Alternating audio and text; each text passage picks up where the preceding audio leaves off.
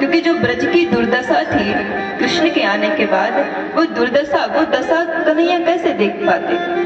जिस ब्रज में गैयाएं खेलती रहती थी, क्रीड़ा करती रहती थी, जो वृक्ष है, जो पेड़ है, हिलते डुलते रहते थे, आज वह वृक्ष सूखा हो गया है।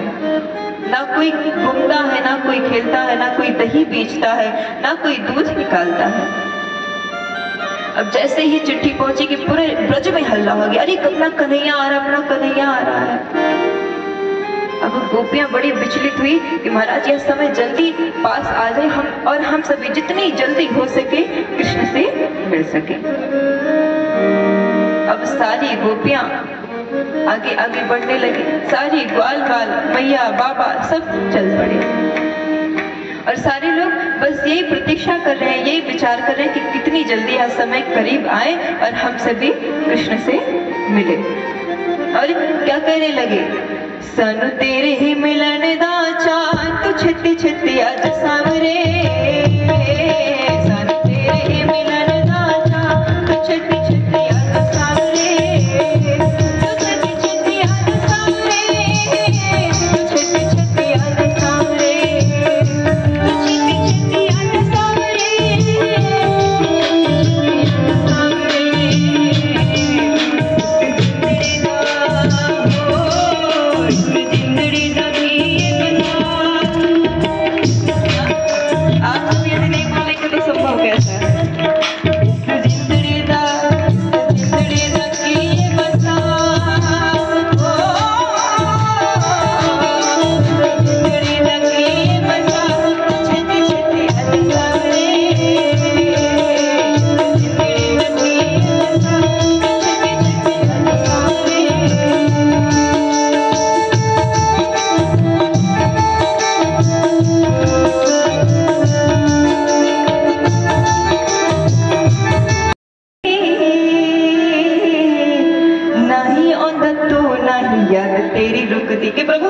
आते भी नहीं और आपकी याद ये रुकती भी नहीं है। साड़ा दिल ना तो और तड़पा, कि प्रभु अब इस दिल को और मत तड़पाइए और चलिए आइए। सारी गोपियां सभी ब्रजवासी अपने मन के भाव को प्रकट कर रही हैं। अब यदि मन का भाव होता तो शायद समझ में भी आता है, अब उसको बस समय किसी तरह से व्यतीत हो इस भाव से ले रहे, इसलिए और कुछ समझ में नहीं आ रहा। अब सारी गोपियां कंदराओं की ओर निकल पड़ी, और जब पहुंची तो राधा रानी को इतनी जोर से नींद सताई। देखिए, मैंने आपको पहले भी बताया था कि जो भागवत महापुराण है इसमें स्पष्टीकरण नहीं किया गया है कि राधा रानी यहाँ पर है, और क्यों नहीं किया गया है इसका भी कारण मैं आपको बता चुकी हूँ। क्यों? क्योंकि जब वेद व्यास जी महाराज कथा श्रवण करा रहे थे, रचना कर रहे थे, तब जब वो राधा नाम लिखते, श्रवण करते, बोलते तो उनकी 6 महीने की समाधि लग जाती थी। राधा नाम में इतनी ताकत है, इतना पावर है। यही एक कारण है कि जिससे भागवत महापुराण में स्पष्ट रूप से राधा नाम नहीं लिखा गया है। और जहाँ कहीं भी राधा रानी को दर्शाया जाता है वहां पर केवल सुंदर गोपी या फिर विशेष गोपी के रूप में दर्शा दिया गया है। तो यहाँ पर भी सुंदर गोपी के रूप में दर्शाया गया है कि सुंदर गोपी जाकर के शयन करने लगती है। आज राधा रानी को जोरों से नींद आती है, और जब राधा रानी को नींद सताती तो राधा रानी जाकर के कक्ष में सो गई। उस कंदरा में एक कक्ष बनाया गया था जो विशेष रूप से राधा और श्री कृष्ण और उनकी गोपियों के लिए बनाया गया था। अब जैसे ही प्रभु आए, उनका रथ रुका, माता रुक्मिणी जैसे ही उतरती है कि कहने लगते हैं कि प्रभु मुझे तो जल्दी से बस मिला दो कि राधा है कहाँ। प्रभु ने कहा, री देवी थोड़ा धैर्य रखो, अभी मिल लेना, कौन सा समय बीतता जा रहा है। रुक्मिणी मैया ने कहा, नहीं नहीं स्वामी, मुझे अभी मिलना है, आप मुझे लेकर चलिए। प्रभु ने कहा, देखिए मैं आपको लेकर नहीं जाऊंगा, बस आप जाइए और जाकर के कह दीजिए कि मुझे राधा रानी से मिलना। एक कक्ष है आपके पास में, वहीं पर आप जाइए और जाकर कह दीजिए कि मुझे राधा रानी से मिलना है, और आपको राधा रानी मिल जाएंगे। अब जैसे रुक्मिणी पहुंची कि राधा रानी की एक सखी जिनका नाम है ललिता, सभी सखियों में ललिता बहुत प्रसिद्ध है। क्यों? क्योंकि जैसे आप सभी के बहुत इष्ट मित्र होते हैं, वैसे ही जो ललिता सखी थी वो राधा रानी की बहुत करीबी थी। अब ललिता सखी बाहर ही खड़ी है, और जैसे ही रुक्मिणी मैया आती है, माता रुक्मिणी कहती है कि मुझे राधा रानी से मिलना है। आप इस कथा को ध्यान से श्रवण करिएगा, क्योंकि इस कथा का जो रस है वो इस कथा में भी आपको मिलेगा। अब माता रुक्मिणी कहने लगी ललिता सखी से कि मुझे राधा रानी से मिलना है, कहाँ पर है, मुझे मिलवा दीजिए। तो ललिता सखी ने कहा कि देखिए बहन, अभी तो वो सो रही है, कृपया करके विघ्न न डालें, आप बाद में आइएगा। अब माता रुक्मिणी परीक्षण लेने का प्रयास करते कि बताओ, जहाँ कन्हैया कह रहे थे कि जहाँ दूध की सफेदी को जिस प्रकार दूध से अलग नहीं किया जा सकता, वैसे ही राधा को कृष्ण से अलग नहीं किया जा सकता, और वही आज राधा जब कृष्ण उनसे मिलने आए हैं तो ये सो रही है। बताओ, ये प्रेम है? अरे यदि प्रेम होता तो दौड़ी दौड़ी भागी चली आती, अरे मेरा कन्हैया आ रहा है, मेरा कृष्ण आ रहा है। अब ये सब विचार करते करते वो लौट गई, और जब कृष्ण के पास पहुंची तो जाकर कही, स्वामी एक युवती खड़ी थी, उसने मुझे कहा कि अभी जाइए, वो शयन कर रही हैं। प्रभु ने कहा अच्छा। प्रभु ने कहा देखिए देवी, आप जाइए और जाकर के कहिए कि द्वारिकाधीश भगवान ने भेजा है। माता रुक्मिणी ने कहा कि स्वामी आप कहते थे कि आपकी राधा बहुत प्रेम करती है, और बताओ आज आप 100 वर्षों के बाद मिलने आए हैं, उसके बाद भी राधा सो रही है, ये कौन सा प्रेम है? अरे महाराज, रुक्मिणी को क्या पता कि हमारी राधा रानी 100 वर्षों तक सोई ही नहीं है। नींद कब सताती है? जब आपका जो चित्त है, आपका जो मन है स्थिर रहे, हाँ, उसमें आनंद की अनुभूति होती रहे। और जब आपका जो मन है, आपका जो चित्त है विरह में डूबा हुआ है, तो आपको नींद कैसे सताएगी? अब राधा रानी का जो मन है, जो चित्त है, वो पूर्णतः श्री कृष्ण में डूब गया है, उनके विरह में रो रहा है, और उनके मन को कभी शांति नहीं मिली इन 100 वर्षों में, इसलिए वो 100 वर्षों तक कभी सोई ही नहीं है। और जब आज उन्हें यह ज्ञात हुआ कि कन्हैया आ रहे हैं, तो उन्हें आनंद की अनुभूति हुई और उन्हें जोरों की नींद सताती है। अब पुनः से रुक्मिणी मैया गई और ललिता सखी से कहती हैं कि मुझे द्वारिकाधीश भगवान ने भेजा है, आप मुझे राधा रानी से मिलवा दीजिए।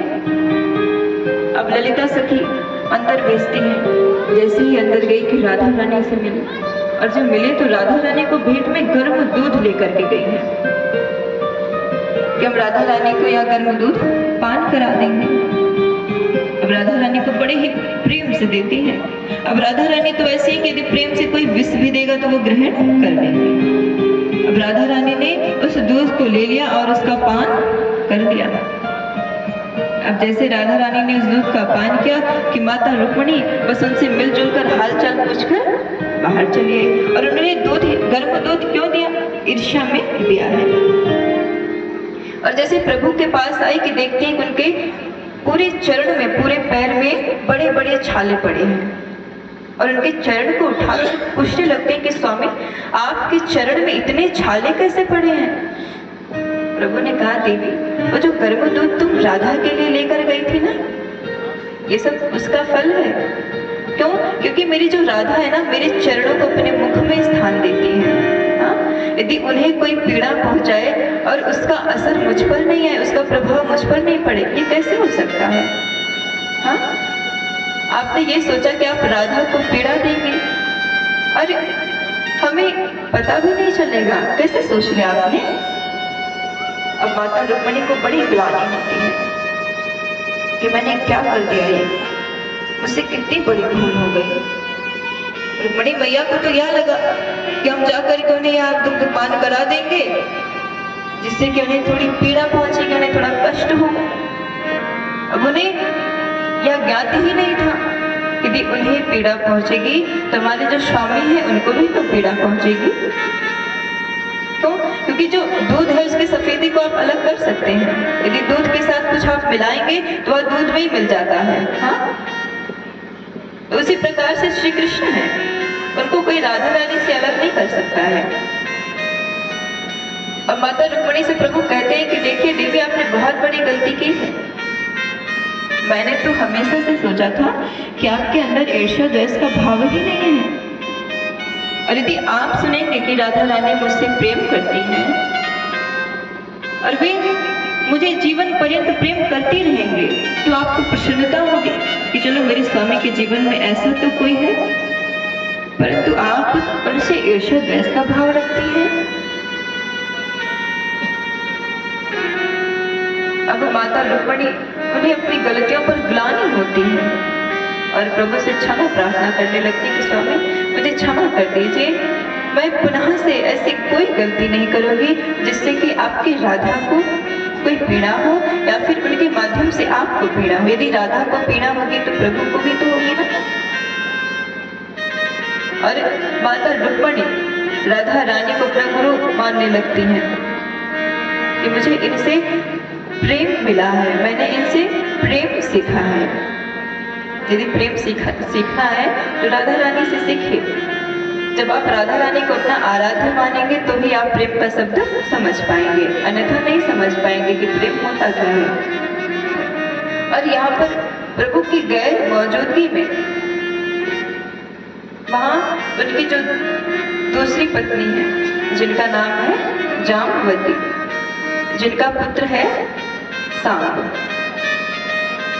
ये सभी जंगल में खेल रहे थे।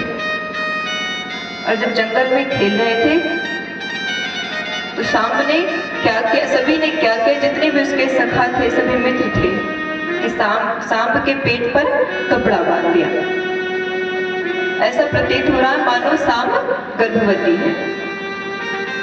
और वहीं पर दुर्वासा ऋषि सभी संतों के बीच, सभी सखा, सभी यदुवंश, जितने भी यदुवंशी हैं सब वहां पर मौजूद हैं। अब सभी सोचने लगे कि दुर्वासा ऋषि, इन्हें तो त्रिकालज्ञ माना जाता है, ये तो सब बिना देखे बिना जाने ही पहचान रहते हैं, चलो आज इनका परीक्षण किया जाता है।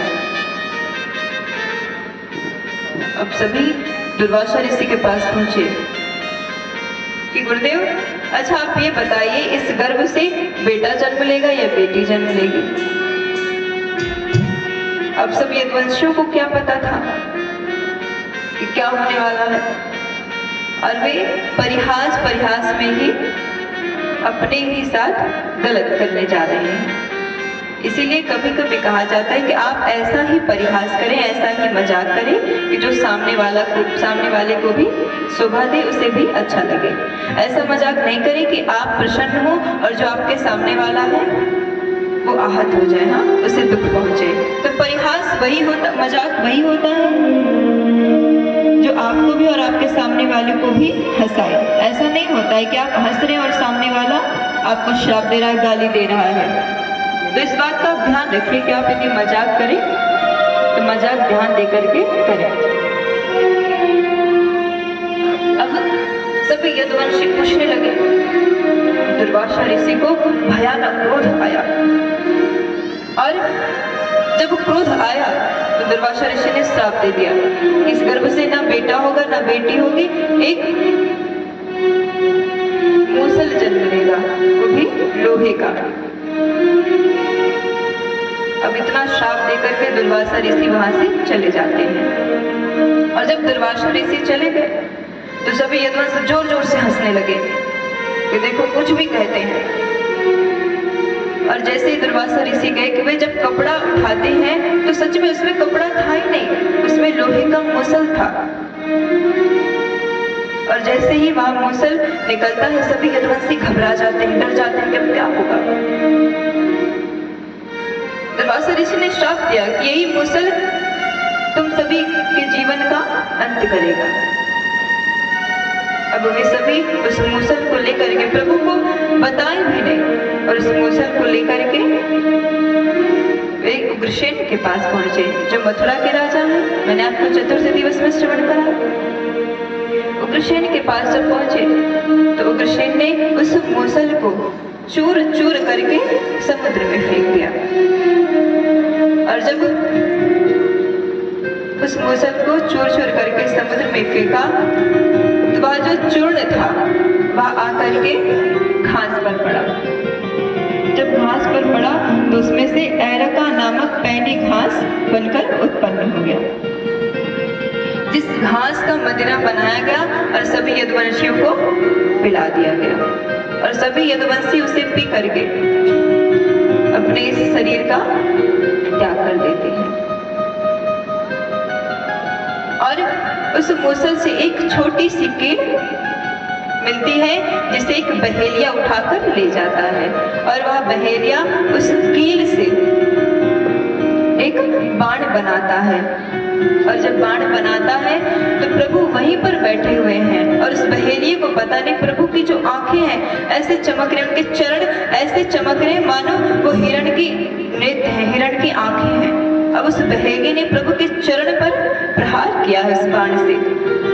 जब प्रभु के चरण पर प्रहार किया तो प्रभु के चरण पर जाकर के लग गया, और जैसे ही लगा कि वह बहेलिया दौड़ता दौड़ता देखने आया, और जब देखने आया तो देखा कि वहां पर प्रभु पड़े हुए हैं। और बहेलिया कहने लगता कि प्रभु मुझे क्षमा कर दीजिए, मुझे पता ही नहीं था कि ये आपका शरीर है या आप बैठे हुए हैं। मुझे तो ऐसा प्रतीत हुआ कि मानो कोई हिरण है, आपके चरण ऐसे चमक रहे थे मानो कोई हिरण के नेत्र हैं जो चमक रहे हैं। प्रभु ने कहा नहीं, आपकी कोई गलती नहीं है, जो विधि का विधान है उसे होना ही है, उसे कोई रोक नहीं सकता है। इसलिए आप चिंतित मत होइए, आप परेशान मत होइए। और प्रभु का जो तेज है वह जाकर के भागवत महापुराण में समाहित हो जाता है, और जो उनका शरीर है वह पंचतत्व में मिल जाता है। इसीलिए कहा गया है कि जो प्रभु है वो कण कण में व्याप्त है। प्राणमो दुख समनस्तम, प्राणमो दुख समनस्तम, नमामि हरिं परम, नमामि हरिं परम। सभी पढ़ लिए या फिर नहीं पढ़ पाए? हाँ, रिपीट। सभी पढ़ लिए, चलिए बहुत अच्छी बात है, सभी पढ़ लिए हैं। और यदि नहीं पढ़ पाए होंगे तो आप आकर के श्लोक ले लीजिएगा और इसका गायन कर लीजिएगा जितनी बार भी संभव हो सके। और इस श्लोक में कहा क्या गया है? नाम संकीर्तनम यश सर्व पाप प्रणाशनम, कि ऐसा नाम जिसके संकीर्तन से ये सारे पाप नष्ट हो जाते हैं, दूर हो जाते हैं। हम सभी ऐसे प्रभु को, ऐसे परमात्मा को प्रणाम करते हैं, नमस्कार करते हैं। तो ऐसे कौन से नाम हैं जिसके संकीर्तन से ही हमारे जीवन के जो पाप हैं वह नष्ट हो जाते हैं? राम नाम है, कृष्ण नाम है। हाँ, तो आइए राम नाम का संकीर्तन करते हुए कथा को विश्राम करेंगे। राम नाम सुखदाई, भजन कर भाई, ये जीवन दो दिन का। नाम सुखदाई, भजन करो भाई, ये जीवन दो दिन का।